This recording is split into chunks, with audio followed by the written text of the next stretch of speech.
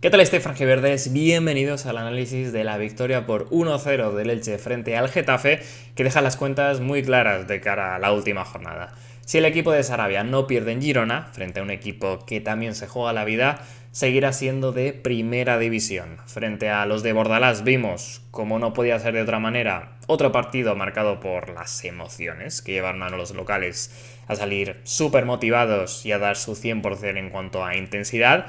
pero que diría yo que les acabó pesando en la segunda parte hasta el punto de que tuvieron más miedo que valentía. Y es que completaron una mitad pues demasiado especulativa, diría yo, y si tampoco llegar a recibir ninguna ocasión en contra, jugaron con fuego cuando el partido estaba en el descanso como para tener un final tranquilo con esa expulsión de Yené al final de la primera parte. Pero bueno, en todo caso era partido de ganar o ganar, se hizo y ahora vamos a analizar cómo.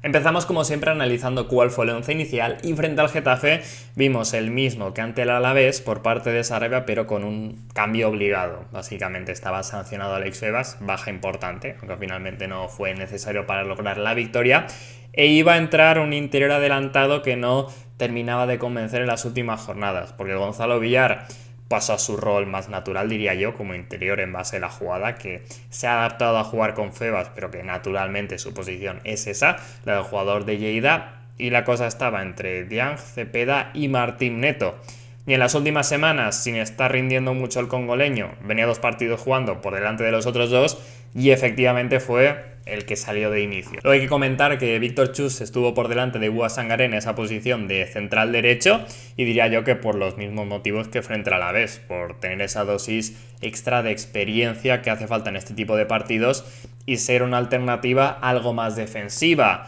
Podía ser también lo mismo con el Tete Morente por Héctor Ford, pero es verdad que Sarabia dijo que no estaba Ford para jugar. Igual Tete, o al menos de inicio, igual Tete hubiera sido titular igual, pero bueno, en este caso fue por un tema físico. Yendo ya al partido, qué bien empezó el Elche, súper concentrados, súper intensos y totalmente adaptados a lo que pedía el partido, que es un poco eso, lo que se les podía pedir, lo bordaron en ese sentido, incluso tomaron menos riesgos del habitual con esos pases por dentro que al final, por una parte estaban los nervios propios, incluso el campo mojado por la lluvia, que podía suponer imprecisiones, pero diría yo que sobre todo porque el Getafe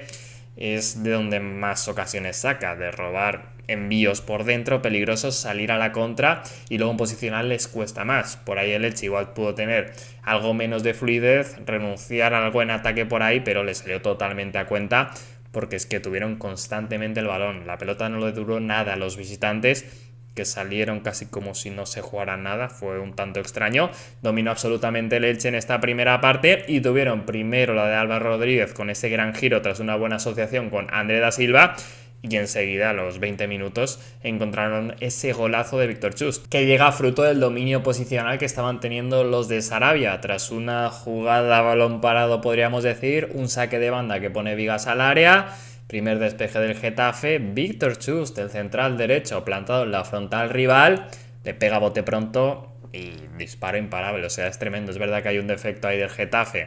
que lo deja totalmente solo, pero luego hay que pegarle ahí a bote pronto, que no se ve arriba, es muy difícil, y de hecho él mismo dijo en rueda de prensa que pensaba que se le iba, pero bueno, lo difícil estaba hecho. Vaya forma de estrenarse como goleador la de Víctor Chust en el Elche. Y lo dicho, al Getafe le cuesta en posicional, era muy importante ponerse por delante del marcador en este partido en concreto y acertadamente lo que hicieron es seguir apretando, sin tampoco generar un aluvión de ocasiones. Estuvo la volea de Tete y ese centro chut de André da Silva.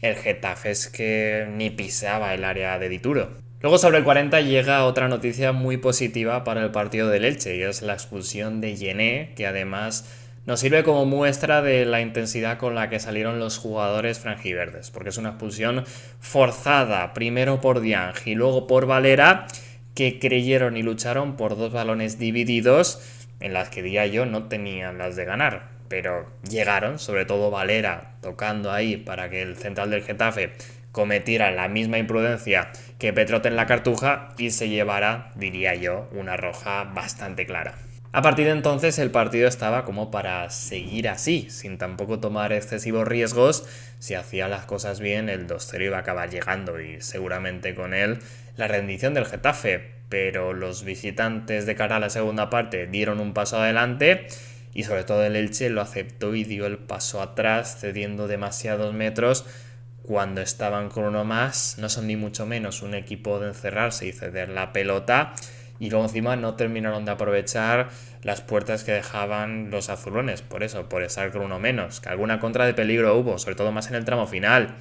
Pero, joder, faltó valentía para quedarse en la pelota, cansar al rival e ir hacia adelante cuando aparecieran los espacios que lógicamente iba a haber. O sea, la segunda parte fue terrible del Elche y no se entiende sin ese miedo a perder algo que a lo mejor ya habían hecho y la presión de la clasificación, porque estoy seguro que el mismo partido en la jornada 20, la segunda parte, sale mucho más a ser ellos mismos, que seguramente que influyó la baja de Febas, pero vamos, es difícilmente justificable de no ser por el factor emocional y lo que puede costar jugar este tipo de partidos. Respecto a los cambios, sobre el 66 llega el primero del Elche, una modificación que puede ser rara porque salió André da Silva, que en la segunda parte estaba siendo el jugador que más bajaba al centro del campo de la delantera, y entraba Adrià Pedrosa para jugar eso como centrocampista, que no es algo tan novedoso porque es verdad que hemos visto en diferentes jornadas que a Sarabia como revulsivo le gusta el teórico lateral izquierdo ponerlo ahí por dentro por su ida y vuelta, dinamismo y más o menos buen pie, que podía sonar a defensivo, pero bueno, es el cambio ahí que hace para darle un puntito extra de físico a su equipo. Quiero que lo que hacía falta es tener más balón. Yo quizá ahí eche en falta que entrara un centrocampista más centrocampista. Quizá el propio Martín Neto, que luego no entra por llevarse amarilla, por protestar mientras calentaba. Pero, no sé, fue eso, un tanto extraño. Se quedaba solo con un punta Álvaro Rodríguez, si bien Diang fue más por ahí, segunda punta, ocupó un poco la posición del portugués. Pero vamos, que en el partido estaban pasando poquitas cosas, el Getafe lo intentaba, pero es que no llegaba a generar peligro como tal, y el Elche tenía el miedo en el cuerpo. Pero como digo, verdaderamente no le estaban apretando en exceso y lo que le faltaba era tener valentía para quedarse la pelota y tampoco conseguía contragolpear con demasiada claridad, pese a eso, estar con una más toda la segunda parte. Y casi que en este tramo lo más emocionante o por donde se le podía ir al partido al Elche es tras la amarilla de Álvaro Rodríguez, que básicamente provocó que todos sus compañeros de la temporada pasada del Getafe, que en esto son expertos, pues fueron a intentar provocarle la segunda con Piques tirándose en cada acción de braceo de duelo.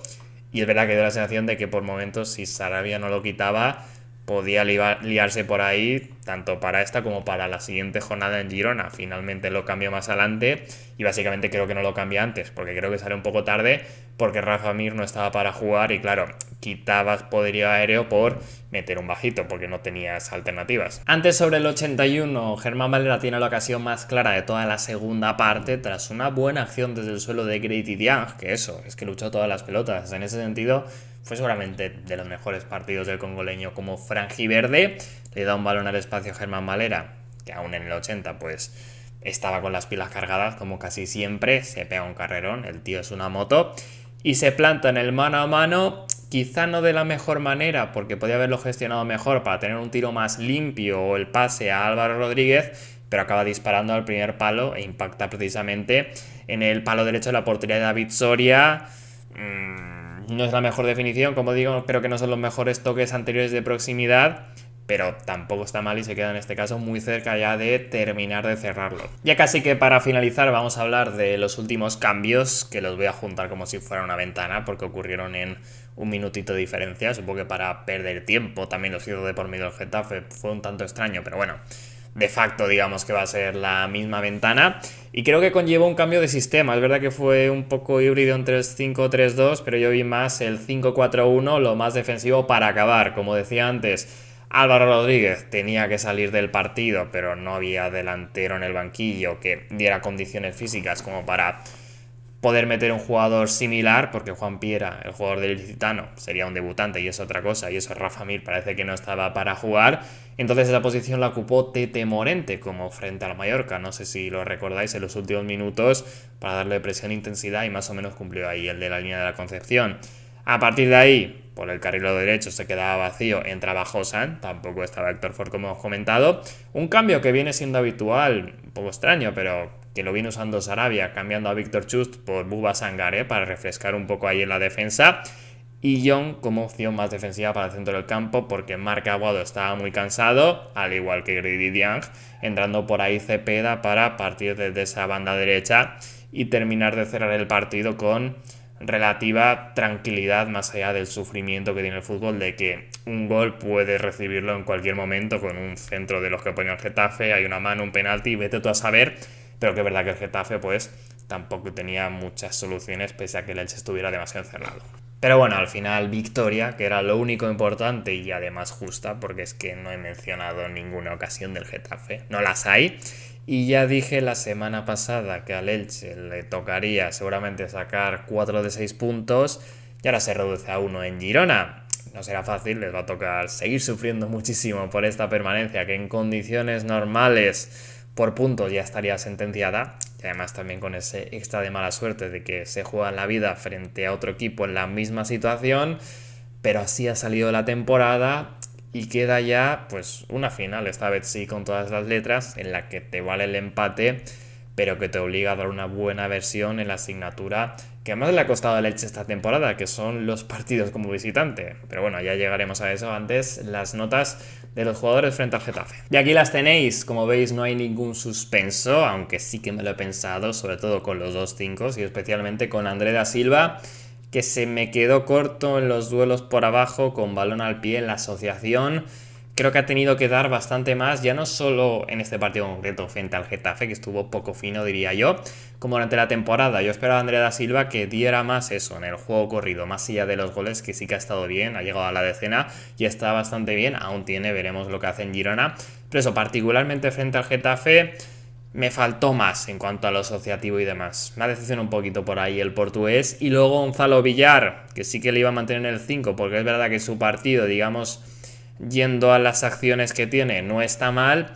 pero creo que es de los que más capacidad tiene para apoderarse del duelo en esa segunda parte en la que el Elche le faltó valentía y al final Gonzalo Villar puede ser el responsable de bajar, quedarse la pelota y ponerse a mandar para digamos que llevar por la buena senda a su equipo. No lo hizo y por ahí, como digo, tanto el portugués como el murciano han estado más o menos cerca del suspenso, si bien es cierto, como digo, por la victoria quizá ha sido un poco más profe bueno. Luego el resto de 5, Dituro es que no tiene incidencia prácticamente ni con los pies ni en cuanto a paradas, y los suplentes pues diría que la mayoría tampoco, como para ponerles un poco más. Sí, a los Aguado, Teta, Fengruber, Vigas, que estuvieron bien, sin tampoco sobresalir, por ahí se llevan el 6. Y los destacados y candidatos a MVP, pues los de los 7. Empezamos de arriba abajo con Álvaro Rodríguez, que creo que viene mejorando, también apoyado con ese gol que consiguió frente al Alavés y que ya le hemos visto salir de ese tramo tan negativo, después lo comentamos,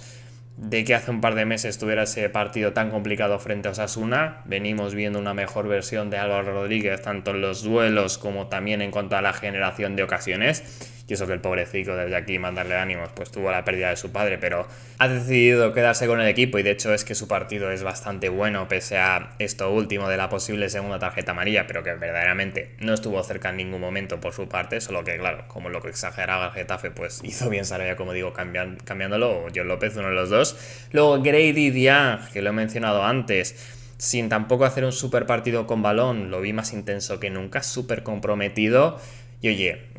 ante las dudas que podíamos tener, yo creo que todos, ante cualquier jugador que fuera a estar en esa posición, una vez que Gonzalo Villar iba a ser el interior adelantado, ni Cepeda, ni Neto, ni el propio Dieng lo venían haciendo bien. En este caso, congoleño hizo un buen partido, con esa casi asistencia Germán Valera participando en la roja y ostras, creo que el 7 es muy merecido. Veremos si le da para ser titular en Girona, supongo que no. Y finalmente, por cierto, tampoco irá a Mundial, como si a Fengruber. Luego estuvo, por supuesto, Víctor Chust con ese golazo clave para la victoria, aunque lo demás no sobresalió, diría yo en especial, si bien también por lo poco que apretó el Getafe. Pero quizá por ello le voy a dar el MVP a Germán Valera, que al final es el que provoca la tarjeta roja en la primera parte, que creo que tiene un peso similar al de un gol, y eso que no le terminó de sentar perfecto a Leche, se podría decir, pero bueno, ahí el mérito de Germán Valera, también tiene esa segunda ocasión clarísima yendo al palo, y por supuesto corre a la banda como siempre, genera peligro en ataque, estuvo sólido en lo que le exigieron en defensa, y sin ser tampoco una actuación ni mucho menos estelar, es el MVP con un 7,